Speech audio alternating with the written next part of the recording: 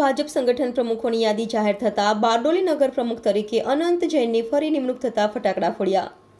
Bharatiya Janata party Gujarat દ્વારા સુરત જિલ્લા સંગઠન પ્રમુખોની કેન્દ્રીય ચૂંટણી સમિતિની માર્ગદર્શિકા મુજબ પ્રદેશ ચૂંટણી સમિતિ દ્વારા બૂથ પ્રમુખ સંવાદ તેમજ વિધાનસભા સંકલન સમિતિ સાથે સંવાદ કરી સકારાત્મકતા અને સમરસતા સાથે મંડળ પ્રમુખોની ચૂંટણી પ્રક્રિયા સંપન્ન કરવામાં આવી હતી,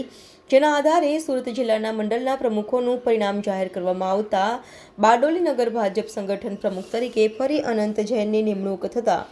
બારડોલી નગરમાં દિવાળી જેવો માહોલ સર્જાયો હતો। કાર્યકર્તાઓ ઉત્સાહમાં આવી અનંતભાઈની ફરી નિમણૂક થતાં ફટાકડા ફોડી મીઠાઈ વહેંચી શુભેચ્છાઓ પાઠવી હતી। આજે જાહેરમાં થયેલા પ્રમુખોના નામો: